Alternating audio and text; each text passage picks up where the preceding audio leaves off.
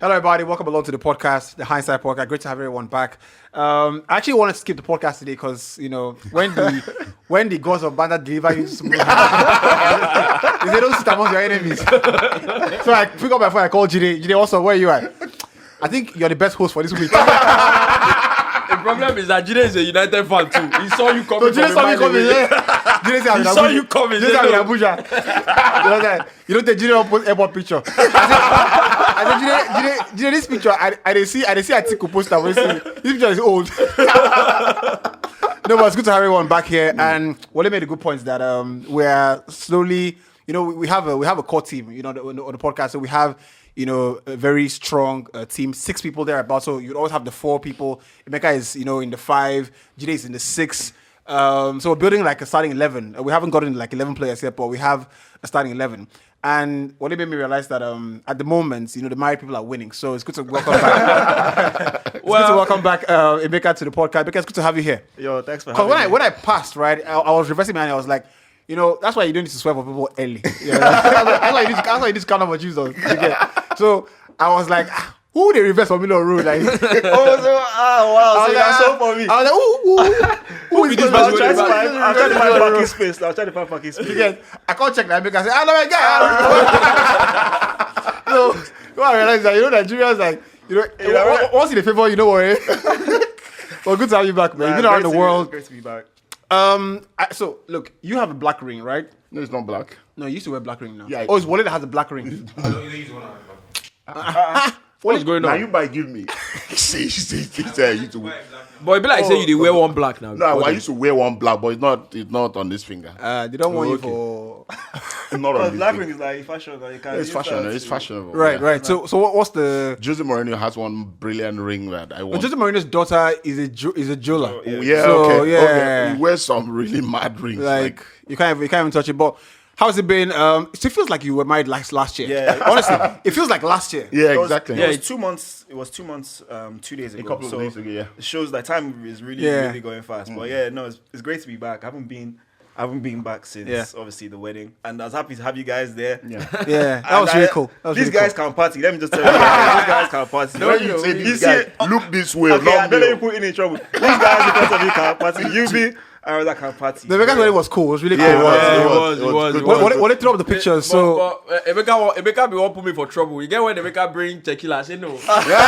No. no, Emeka bring a zoo. I was like, why you doing that? Say, you want to embarrass me? Make I misbehave for you. No, it was really nice. It was really Yeah, nice. it was nice. Yeah, I thought some of the people there were really super friendly. Shouts to your cousin. Yeah, You Chibi. know, Yeah. Shouts to him. Was super friendly. Never met him before. Never seen him before. It was just like seen him on podcast. And it was just gracious. That kind of stuff. Thing is, you had like proper party people like that. Yeah. After party. Yeah. So I had a wedding. So I had a wedding that same day. So I left the after party of the wedding I had that day. I came there. And there was this guy, I can't remember his name, the fair guy. I was That's Chibi. Yeah, that's my cousin. Guy made sure everybody was okay. my best man. As in, you go, don't worry, you shouldn't drink you want. You go do okay. That's really cool. That's really cool. Nigerians are on the party, really. And thanks for the charger, by the way. I have I didn't get it. I didn't Brilliant. get it. Sorry, bro. Absolutely. I thought you were right. regret it. I thought so. Hopefully, my sister's by God's grace, getting married in June. So my sister's like, she's doing all the wedding gifts, souvenirs, and I'm like, so look, whatever you do, get a charger. As simple as that, people just. That charger came in handy. I've Because seen. you know I've something seen. that we'll all use. Young guys Yeah. will all use. Yeah. I've seen it on Twitter before. It's all this what you are doing, Shagara. Do you have original charger? If you plug your phone here, can you charge immediately? You have original charger. I don't be Don't be charging the when one you charge we 6 go to find hours. cord everywhere. No, but interestingly, the problem about married people is that all of a sudden your guys get married and they feel like they can give you an advice. I would like. They feel like they can tell you something. You just talk small, they will say, They say, the thing. But why you change that? Why your tone change? No, and then you go be like, you say the thing about young people of now. This, oh, God, which one is the thing about young people of now? Which day you married? When that one starts? When Wale own 1 week after he married.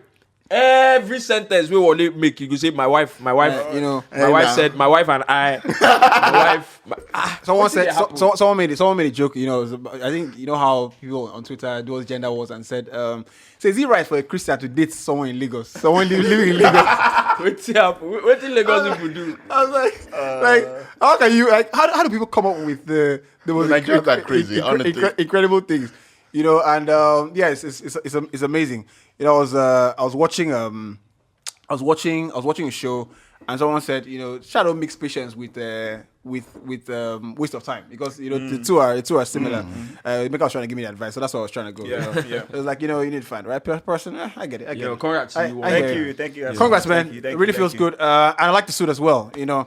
Looking So sharp. we have a nice blend. Rufai comes in with the street style, which is nice actually. You know, you made the point. You know, the durag was nice. love the scarf. I'm not sure about the cap though, but you know, I'm not sure about the cap, but yeah. So you switch it up every now and then. Yep. It'll bring, And I- bring it back its cap. And I feel like I need to actually get a smaller computer, because people don't see, you know, in his nice ring and wristwatch and stuff like that. So because I'm watching a podcast back and I'm like, no, this screen actually you blocks don't need your to see it. He's married. blocks your view a little bit. He's you know? married. He doesn't But have anything Happily to do. married. Yeah. Some Welcome people along, are everybody. Happily married. Yep. So I realized last week, I was just going to the comments, and you know, it felt like last week was my week for dragging, because everybody felt like I was trying to bully the entire crew.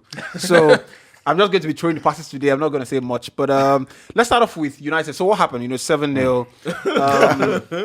That's the only place to start, really. 7-0. And I was talking to the guys just a week before. That's why they say you don't get high on your supply. I was trying to launder Ten Hag's image, you know. But that was incredible. First highest defeat in 92 years. You know, just trying to get you, Yeah. you know, get you in the right. That's in the balance right to frame. really Yeah. talk about Yes, yep. But I think it's only right I start with Ini, because it felt like the team just stopped communicating with themselves. So I watched Rashford's press conference in the wake of that, and he said, you know, what we stopped doing was we weren't saying the same thing. So it's like, do we stop playing to win now, or do we stop trying to like salvage the thing, or do we now lock up shop? So the message wasn't clear across board with all the players that, okay, this is now our direction. We're not trying to win the game anymore. We're just trying to make sure that we don't get a real beating here. I think it was Roy Keane that mentioned that, you know, games against Liverpool, those games can get away from you easily. Yeah. You know, and he was always aware of that going into the game, that you can be having a good time, And but before you all know of a it's sudden problem. you are in real trouble. And I think that's something that, you know, the players now are a bit less circumspect about. That you can be having an incredible time. When you go play City, you could be Arsenal, you're playing well. A lot right? can go Yeah. wrong very quickly. A lot can go wrong very quickly. Exactly. And when you think about the players back in the day and the players now, they're almost, because of the football culture now, people don't realize that you can decide that this game is not winnable anymore and take your pride home. So it's almost like you need to keep playing all the time, but you don't need to keep playing all the time. Yeah, so when I saw the Liverpool game, and Liverpool-Man United game, over the years is a game I followed very judiciously, because I just always like the atmosphere in these games. It's obviously the biggest derby in English football. And I always look to something setting a tone for a game. And I thought Liverpool set the tone for the game early on in the game. They started the game, you know, they were harrying, they were hustling, they were chasing. And Casemiro gave the ball away in the opening 5-10 minutes. About 2 times. Yeah. About numerous 2 times. times. The moment I saw Casemiro start giving the ball away, I said, Casemiro's not playing well, we're in trouble. He started giving the ball away in the opening 5-10 minutes. And I thought, if he does this again and again, United are in lots of trouble. Yeah. And it wasn't just Casemiro. It was just, people were not in, you look at that United team, and I thought that they were not in their races. They were not, you know, their usual self. And by the way, this, just to put it out, it was a blip. You know, I've seen people say, oh, it's a reality check. I thought it was a blip. You know, they just caught Liverpool on a very bad day. Liverpool set the tone and they understood the assignment. You know, they understood that you need to be physical with this team. You need to ensure that we'll win the 50. I can't remember seeing United win second balls, 50-50s. Yeah. I can't remember that. So it was just a battle, a war that Liverpool won. Liverpool just knew how to fight, and they won. A lot of mistakes. Ten Hag maybe would, you know, in hindsight, would sit back and say, The team are not. I feel like the team are not ready for him to take his hands off. Yeah, exactly. You know, so when I watch Ten Hag and the way he's managed United all season, he's micromanaged every detail, right? So after that Brentford game, what he did was, I'm not going to leave anything to chance. So even the smallest minute details, Ten Hag had to be on top of it. what he has tried to do in the last couple of weeks is the team. Okay, I think the team are getting what I'm saying. So maybe I should allow the players be a bit more expressive of their talents and whatnot. Because look, I've said this thing a couple of times, right? In big games, the most important thing is not in the first 10 minutes is not to win the game. Yeah. The most important thing is to compete. Especially at Anfield. Especially at Anfield, yeah. Dalot cannot be your starter in a big game. I think you get it. You know, so going back to the Arsenal City game, Right. You know, I thought when you play against City, because of the individuals they have, Right. and I can say Liverpool when they're in form too, because of the individuals they have, you don't want to make mistakes. Yeah. You know, when Arsenal played City at the Emirates, you know, game was going on. Arsenal were on the ascendancy. They were playing very well. And then Tomiyasu makes one mistake. Yeah. And I think only De Bruyne in the league scores that goal. And that's because they have genuine quality. United afforded Liverpool too much excitement inside their own half. So much that Robertson, I've not seen Robertson play that well in a long time. Robertson hasn't played a good game in 1 year. He hasn't played it well. But I saw Robertson galloping. He was enjoying. He was getting the crowd on side. Yeah. It was when Robertson starts to enjoy himself, you know, getting to your half, you know, you were affording them so much space. I thought United were in lots of trouble. At 1-0, at 1-0, I felt, you know what, United can come into the second half. And At 2-0, I thought... No, at 1-0, I thought, you know, first half, United, in the final 10 minutes of the first half, were the better team. They created a good chance. Rashford fluffed one chance. That ball from Luke Shaw was unbelievable. You know, I thought United were in the game. Right. And then you concede in the first 5-6 minutes of the second half. Yeah. It was so bad. Is it a blip? It's definitely a blip. I'm very calm. I'm of very, course. very calm. Of course. Like, just a few points. First of all, like Anfield, as a United fan, and Man United, is the toughest place to go. Yeah. Right. It always has been. Even at our peak under Ferguson, it's the toughest place to go. To a lesser extent, Stamford Bridge, we have a bad record there. But like Anfield is just different. Like those Liverpool raised their games to astronomical standards when United is coming in town, and especially when they're having a down season. That for them was their cup final this year. Yeah. So that was one. True. That's one thing. And two, it's not an excuse, but I really do feel like the team were mentally and physically like completely shot. It's a good point. Yeah. You conceded a goal just at the end of the first half, where you played okay. In the first half, we were okay. It wasn't like for Anfield standards. We held our own for a bit. We conceded goal end of first half. Second half, you concede again. Then that third goal obviously opened the floodgates. And it's easy to say, like, I understand that, yes, okay, we should have maybe Bruno, Rashford, Varane, shut up shop. But when you're those elite players and you're playing for Man United and you came back against Barcelona, you've come back numerous times this season. I know they should have done that for sure in hindsight, but like I can understand why those kind of winners are like thinking maybe we can get still. So maybe the manager too should have also come in and like save the players from themselves. Yeah. Because you're Man United, you're playing against Liverpool, you're getting embarrassed.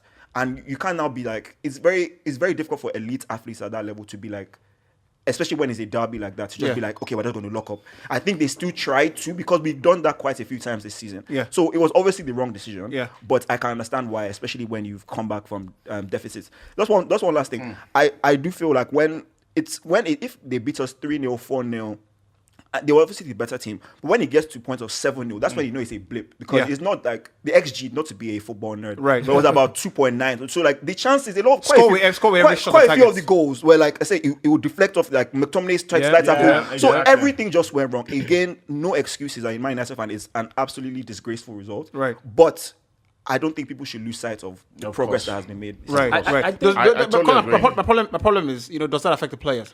It doesn't. I think it can, depending on how they move forward. Because this was United's, shouldn't, but this was United's first defeat since the Arsenal game. I can't quite remember the start, but every time United have lost a game, they've gone on a very good run. You know, they lost at Aston Villa, went on a really good run, then lost at Arsenal, went on a really good run. I think 9 games. So it's a blip. I think that the players will realize that we've built such an incredible, belief this season. Won a lot of games, played really well, dominated the games which Ten Hag wants to see with the team. So this kind of performance, you can look at it. People don't mention it a lot, but that team misses Christian Eriksen. People forget it a little bit, but the team has had to readjust the way they play. The one big reason for me why I feel like, obviously it's a blip, is that they have a manager that I think that is at least so far with how he has done this season, he's one of the best managers at taking stock of what went wrong in a particular game that just happened. So the same thing happened with Brentford. But as regards the game itself, I think that I quite agree with Emeka in the sense that it felt like the team, as a team, they shut down completely mentally. Yeah. Because even in the course of a game, games like that, you need personality. Have you ever seen Pep beaten by a big scoreline before? I've seen once. Never. I It think doesn't happen. It doesn't No, happen. I've seen it often. once. I think it's And that was 4-1. It was in his first season where And then I Everton think beat them 4-0. Yeah. You know, I think Liverpool did every time Man City maybe don't 4 or play something. well. Every time Man City don't play well. 3. Okay. Every time Man City don't play well in a game, because they have quality, they know that we can find a way. But if Man City were to lose a game 2-0, 3-0, at some points, you would see discretion. You see, guys, So we can't get embarrassed. That's what I'm saying. Like those kind of games, you need personalities. Yeah. And the problem is not even peculiar to United. I think it's a problem of the crop of players now across board. Now, this kind of results, what I'm saying is this kind of result would happen every now and then with different clubs. Because I think it is a more general problem with the crop of players that we have now. Because the moment you go play, Liverpool at Anfield, irrespective of what is happening to Liverpool at that moment, you know that it's still Anfield. The kind of players that they have, if they have a good day, it's a problem for anybody. So in your mind, you are prepared for that. Yeah. Because you know that if they have a good day, it's a problem for anybody. So you are coming with that already in your mind. And you are going in and saying, we have to make sure they don't have a good day. So Ten Hag said before the game, I think it was in his pre-match conference where he talked about, it's the same size of pitch, Yeah, that was one old. Funny, that's how I think about the game. But but he said that You can think about that, obviously it's the same thing. But I think the ground rules are different when you go to Anfield. Mourinho said that in 2005. Because of the atmosphere. I'm watching on TV and I'm having goosebumps. Yeah, And it's not my team playing. There's something about that stadium that when you go in there, you've got to show a bit of respect, whether they're playing well or not. Yeah. There's something about that stadium.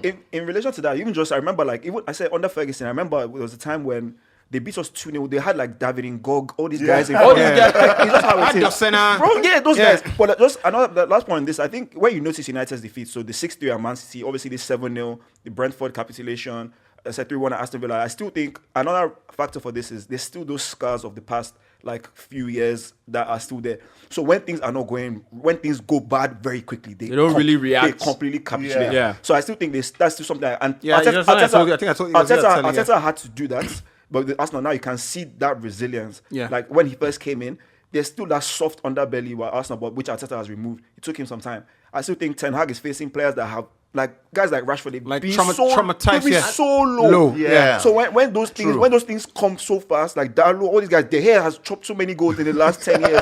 So I think it's I still think he has That's to. a really like, good point. That's a really good point. That's a really I good just to point. quickly add, and now I'm not saying because I see it in the media, it's going around, Bruno Fernandes, captain, is he going to remain the captain? That's what I'm saying. It goes back to, this is why my own idea of who a captain should be. Like what Yubi said in the beginning about communication breaking down. When the game is going like that, 2-0, 3-0, there has to be people. Because you can't just keep going, you concede, you bring the ball to the middle, let's pass, let's go. You concede, you bring the ball to the middle, let's pass, let's go. Yep. You can't just keep doing that. Yeah. There has to be a couple personalities in that team that, we just considered a goal. Let's take a bit of time. Everybody come. Even if it's going to be a 30-second talk. Yeah. Everybody come. We're not just going to go back to the center half and go and pass again. So it's like if you're a gamer, right? And you're good, right? You play. Sometimes you're playing and somebody's giving you a beating, right? And there's just something about them steamrolling your approach. Sometimes I just pause the game. Do you understand? I just go. I just like. I'm not trying to do anything necessary. I'm just like. I'm trying to figure out what's happening Take a here. breather. There's someone in the team that's supposed to be able to say, come. See, guys, we're not. Let's do. That's what I mean by my idea of who a captain should be. Yeah. So that was lacking Bruno is also. not that guy. Yeah. I think Bruno is a bit. I think Bruno is a bit too emotional. Yeah. I agree. I think he works very hard for the team. Yeah, he does. Right. So it's the one thing. There's a bit of bandwagonery you see in football where someone brings up a point that feels like, this is selling papers and people go in that kind of thing. I understand what they're saying about Bruno. Bruno is like he's not as terrible as Suarez, but he whines a lot. Yeah. He upsets the position a lot, right? Suarez. So Suarez I would hate him if he wasn't in my team, right? No, definitely. Yeah, because he does stuff like that a lot. But in terms of when you say he's not, he takes away from the team. No. No. There are few players that play amounts of games that Bruno plays. He's constantly putting himself out there. He's playing out of position. He's playing on the right, playing on the left. I think definitely, like you said, there's almost like a bandwagon kind of thing with football fans, social media. Yeah. So now Bruno is the target man. But like, I do think his performance that day as a captain was disgraceful. Yeah. Because, like you said, instead of you organizing your team, you're crying, you're diving, you're holding your face for every small thing. And that puts more pressure on the team. But in terms of a leader in that team, he's definitely a leader in that team. He's always available. Yeah. He's always doing the hard yards, running back for the team. Some leaders are more vocal, some are more like on the pitch. You can see Bruno, he carries the team when he can in his own way. But obviously he had a very, very poor day. Yeah. But who would you give it to? Is it De Gea? Yeah. Is it Who didn't have a bad day? Bayern is not. Bayern Who can't didn't have a barely bad speak day? I English. mean, I'm seeing memes on Twitter. They say, where was Lisandro Martinez going to? He follow Uno road. He slipped. Yeah, no, I agree that he slipped. Because- But let me say something. Let me say But the something. slip was forced. It was forced. It wasn't. There was heavy rain. There was heavy rain. This I was like, There was heavy rain. Bruno. He paid me, but the. You know what I think the problem is, and it's good that because I don't forget. I think this is the problem. You see this thing that defenders do, that when an attacker is running at you and you are doing this one side thing. Yeah. Personally, this is just me. I think it is not the best style. But you can't be square. No, wait now. No, you never let me finish. Let him land. Let him land. If you are square, Lionel Messi. You know what you want? Let him land. Okay, talk now. No So you can't be square. If you are square, they will annihilate you. Now they will kill you. The side thing works, but you see, when the attacker twists, I don't think the best response is to use your back. Like the attacker is running at you, and he goes here, and you are like this. But because he has gone here, you want to turn and face him, and then you turn around through the back to face him. That way, you lose the ball for half a second. And by the time You you lose turn sight back, of it. By the time you turn back to that side, you go bring him back here. So if the guy is running at you and you're like this, if he goes this way, I prefer to open my body like this, as opposed to turning this way to face him here. Yeah, because then No, I think what Martinez should have done was clearly show Salah to his right. Yeah. His body position wasn't great. If he had jumped maybe a step or two to his right, Salah would have been forced to keep going at him. But because I think he got so close to Salah and then he was trying to get the ball. He got close. You could have stopped him though if he didn't sleep. You know, but he was in a he couldn't have stopped him. He was in a good position before Salah, he slipped. The reason Salah passed the ball was because he slipped. Yeah. If he didn't sleep, Salah doesn't pass the ball. I That's think what I'm Salah saying will now. twist again and probably want to have a shot, and the goal doesn't come. Anyway. But all around the pitch, I struggle to see a United player. Maybe Luke Shaw. I thought We tried a terrible game, man. he looked okay on the terrible ball. But I struggle to look at that team and say, who is playing well? Who is doing the right things? You know, even Rashford in the first half, that ball from Luke Shaw I said earlier was such a good ball. Rashford that we've seen in the past 2 months, I'm the only one who thinks Rashford has gone to meet one Babalawo because everything he touches is going into the net. Yeah. The Rashford we've seen in the past 2 weeks controls that ball and places it. Right. So you know, let's leave United. By the way, I think Antony. I think I'm done with Antony. Yeah. I think I'm done with Antony. I mean, as a United fan, I really don't like players. Yeah. I might be ambivalent towards you. I might like you, but like Antony, the player, I actively dislike. I actively dislike him. I give it some time. His For a Brazilian attitude, player. his attitude on the pitch, like he works out, but like I don't warm to him. He's so one-dimensional. Yubi said something about Mahrez. If you can't run past, if you're not very quick and you can't dribble past players and you're not that, then okay, you're always He's actually quick. No, his legs run fast, but he can't like power. He has no power to him, so you can't really burst past you. But if you're always going to be cutting in, then at least be able to like play make. Like if you can't like beat on the outside and you're always going to cut in, don't shoot every time. Do like a reverse pass. Do something different. Like you can't be like a playmaking left winger. Like if you're always going to like cut in, because fair enough that some people that's their game, they cut in. So if you're going to cut in all the time, you're always shooting and it's either over or passing to the keeper. You tweeted something about Antony. And you know, I saw the tweet. You know, it would have been easy to just look at that tweet and say, "Come on, what is he talking about?" You talked about, Antony. He actually needs to sit down and study Riyad Mahrez. He can't because He actually needs to sit down. You said something about that. He needs to sit down and study Riyad Mahrez. doesn't have that Mahrez is ability. not the strongest of players. He's not quick. But the way Mahrez skips past players. Yeah, because it's better. It's like You even know, like the- Bernardo Silva can do it. Like So- there's like so- a quality you have to have. Amari can also go on the outside. Yeah. So Right. he can fake to go on there, so he can go in and cut back in. Anthony can only go one way. So when I criticize a player, said, "I'm done with you." I like to give a bit of like context. So I think Anthony has all the qualities that you need from an inside winger like that. He's got trickery. He's actually very good with taking pressure off the right back. Yeah, he's he works hard for the He's team. actually very good. He works hard for the team. When you pass the ball into him, even when he's being pressed, he buys you some 2 seconds. Yeah. with the ball. Anthony's problem, and this is why I'm like, throwing him under the bus, is that he's playing every game and not going back to watch the games. He's not thinking about what I can do better. I do better. And I mean, like, I don't see him. I don't sleep in his house, but I know he's not practicing. You see, when you started watching Saka play, Saka couldn't go outside. Saka couldn't go outside. Yeah. Saturday, He always that's- wanted, Yeah. always Oh, wanted, always wanted to come in. He had to come inside. So all Saka was doing was playmaking, right? Playmaking, giving a bit of industry. But at the point, you have to analyze your position for the team. When you analyze your position for the team, I always say, defenders are meant to defend their area. When I pass the ball to an attacker, your job is to eliminate the position. Yeah. Right? They didn't pay you 80 They didn't million pay you and 80 come million and take the to pressure take the off pressure the off. I right think Yeah. that's Yeah. a great example. Saka. You can do it all you want, that's a great- but you're not going to be judged on that. Right. If you're a winger and they paid 80 million for you, but you know that You have to end think so, yeah. attacks. Exactly. Basically, attacks That's have to basically what it funnel is. into you. So I watch him and I see he's doing the same thing. I'm like, this kid is not going back and watching the game. He thinks that this is a nice environment. It'll be a vibe. I and also feel like- it'll be a vibe. I'm like, no, I get also him feel out like- immediately. I also feel like it's part of what I said. Like, it's more a general problem these days. I think these players just feel like I just enjoy when I'm enjoying myself and playing well. I just want to enjoy Nah, myself. get I him think out that's what they immediately. do, because really, if you go into a new environment and you understand that these are my skills from where I'm coming from, you get, and you come here and you're like, look, these skills where they come here, it's not really happening. It's not really happening for me here. So now it's like I might need to upgrade those skills, or I might need to learn new ones. So how do you get that? How do you get that to work? So you're just waiting for when things go your way. So for a winger, I always say that you cannot be predictable. You make it so can't. easy for defenders. You can be predictable. You can predict some wingers, but you can't stop them.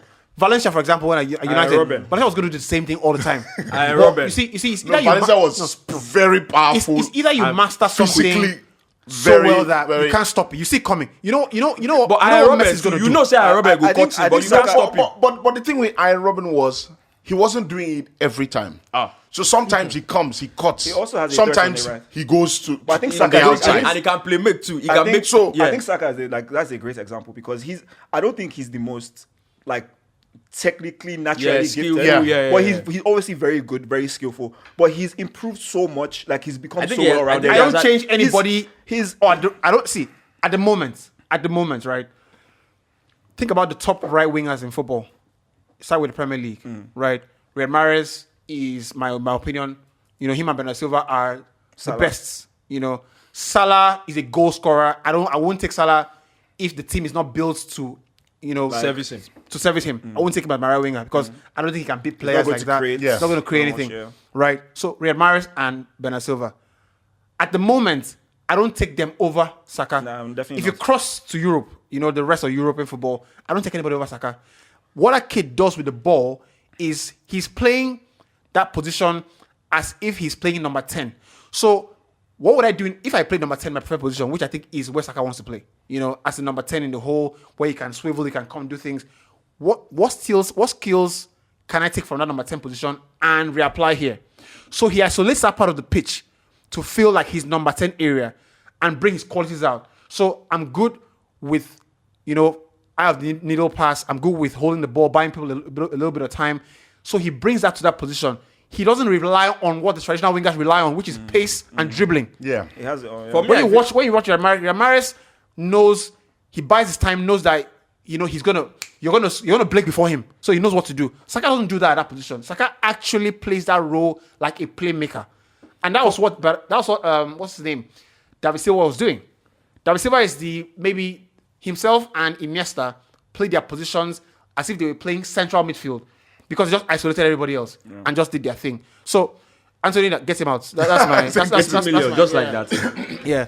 Chiesa too is very good as well. He plays like that. Chiesa plays right wing. Yeah, Frederick Chiesa he even can ball play right or left? Left. I mean, Chiesa is explosive. Ideally left, but Yeah, he can play on the right. as Yeah, well. speaking of which, United should get Vlahovic. See, speak to Juventus, get Chiesa or Vlahovic. Get him in there. Antony, put him on the bench. Chiesa is not like a number 9. No, he's a winger. No, we're talking He's a an winger. Chiesa inside is the forward. winger. You want to replace Antony? Oh, get him out. Absolutely, get him out. Yeah. But let's speak about It's not the let's talk about Chelsea. I did look 'Cause I said last week that they turned the corner. Which corner they talk? Not for Guardiola. Them bend that Sanusi for what you I thought they turned the corner. And I tell you what, right? God, I beg. So people are constantly looking for a big result. But when you watch, of course, it's just 2 games. Sample size very small. But you have to analyze the 2 games in respect to the pressure on the team to deliver those 2 games, which more often than not can be counterproductive, right? I knew they win against Leeds. Yeah. And you should win against Leeds. You should, yeah. Right?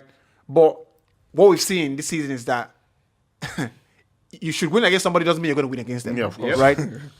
But against Dortmund also, I thought the approach was really good. And I banter Chelsea. But I felt somewhere in my heart of hearts that there is something wrong with the mood of the club. So it's, we can talk about players, we like the quality, do this, manager tactics, all that stuff. It's great. But you see, if the mood at the club is not right, you can be swimming against a very crazy tide. And I think that's what Potter has been doing. Right? I agree. And it's hard to communicate even the most basic things. Like, dude, guys, we have to be up for the game. But it's not in the physical, it's not in the technical, it's here. They're not primed for it. So I watched the Dortmund game. I didn't watch, I saw some clips back. And I thought, okay, now they have a breather. What that breather allows you to do is to now communicate the more basic things that footballers can understand. Yeah. And I think the next couple of games is a nice sequence. Yeah. For me, right? I don't know. I think it is very possible that they've turned the corner, but I'm not buying it yet. And the reason is because why it is possible that they've turned the corner is that one of the reasons why I was seeing people saying they have to fire Potter now on Twitter, and it took me a while to say Potter needed to go. And the moment I decided Potter needed to go was because at no point in time should you go into games that you needed to win, and the body language in the team is like the players were playing like they didn't even want to be there. So that's why I felt like, there might be something deeply wrong here. Because if you go into a game where you need to win that game, and the body language of the players is like they don't even want to be at the club. So that's why I felt like something might be really wrong. Now, in the last 2 games, that has changed. And that could be down to, a couple things. It could be because the moment they lost to Southampton, maybe there are a couple players even in that team who might have felt like, now the manager will be fired. And the moment that didn't happen, maybe the fact that the owners have shown a bit of faith in the manager. Yeah. There are some players that I felt like if they've not fired this guy after this run of bad results, then there's no way they're going to fire him, right? Yeah, from outside, what I've seen is that a larger number of the group are with the manager. There might be a couple people, obviously, they are not happy, but a larger number of them are with the manager. So and now they know that the guy is not going anywhere because the last 2 games it's been completely different from how they've been different from how they've been, before this. The game against Dortmund. But that's what I was talking about. The game against Dortmund from the first minute. Yeah, the intensity was great. Do you understand? From the first minute, so you can't claim to be the guy, that's complaining about you've had injuries in the team, new players and all that, and then after about 2-3 weeks that your players have returned from injury, you still can't raise the intensity. That was another problem that I had. But now the intensity was completely different. In the first half, they could have scored 2-3 goals.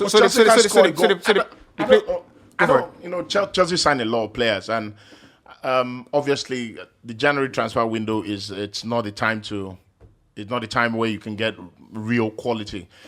Chelsea are in dire need of a centre forward. Yep. They're in dire need. I'd be, you be talked about United, United going for Vlahovic. I would make him my number one target for the summer if I was Chelsea because he guarantees you goals. But the combinations on the pitch, and I saw Kovacic. Chelsea have Nkunku, so they've got Nkunku. Kovacic and Enzo in midfield was unbelievable. I thought that combination. Did they play together in the Leeds game? Yes. Okay, because I thought the combination was really good. The intensity was good, and Enzo is a guy who, a bit like Kovacic, but he can pass the ball better. Nice that you mentioned that. I think another issue was that you were playing with Enzo that could pass, can win the ball a couple times, but not as a Premier League level, right? So you needed a very hard worker. Yeah, exactly. But you didn't have that. But Potter was, I think, maybe being a little bit stubborn, playing with four defenders. So 1 to 3. So now he has gone to 3. You have a bit of cushion for not having a natural ball winner in the team. So you can afford Enzo and Kovacic to play and win a couple if they can. Because Enzo has been like the most dribbled pass player in Premier League, because that's not his. He's more of he reminds me of like a Jorginho when he was in Napoli. Like he's a passer. He's a passer. He's like he's a bit more tenacious, but like he's not a ball holding winner. So I think that was a good thing. But I think with Chelsea, like you said about the tide. I think obviously they're entering their. I'll even say let me spell for them.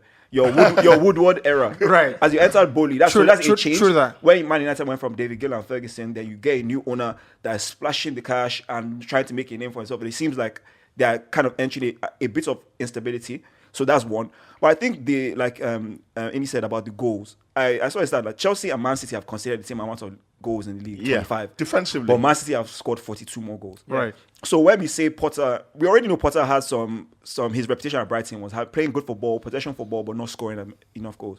But you go to a team now. You see Havertz. How many times I've seen Havertz running in behind and having a clear chance and either hitting the bar, trying to dink the keeper. That's my head. So having a number nine will certainly help. Yeah. But it's also you've signed so many players. I think Chelsea fans. I know Chelsea fans. They've been so. One of my guys like that. This is we can change our manager anyhow. That Chelsea we win all the time. You guys will understand. You have to build. You're going to suffer and build. Because you're signing guys. Sorry, you sign all. You understand that you have to build this team because you're signing young players. All this Mudryk, Noni, Madueke, that guy he's a kid from PSV. Like he was not even like a star in the league like Antony them, like Gakpo them. So you can't expect so much. Enzo, yes, he did his thing in the World Cup. But he has to also build. Young. Yeah, so it's time. But and Fofana, these are young kids. So they are kids. So they need time, and the manager needs time as well because really he's a top manager. He knows the game. He just doesn't. I don't know if he has the personality. I think he's a top manager. In terms of his football, brain. But football brain is not enough to manage the best. He's not football brain alone. You need personality. I said last week that. You want to be yourself. People are saying, "Oh, Potter is he's not showing tenacity on the touchline." So you want to be yourself, and that's fine. But when you are with a top team, that yourself that you want to be might not be enough, right? And that was what was happening. But I feel like the pressure has gotten to him to some level where maybe he's learning on the job one, and the pressure is bringing out something out of him as well because he has made some decisions that I thought were brilliant. The game against Dortmund, they were not scoring the chances that they were getting. Because in the first half, they should have, scored more. That wasn't happening. But they scored one before the end of the first half. I think that was the joker.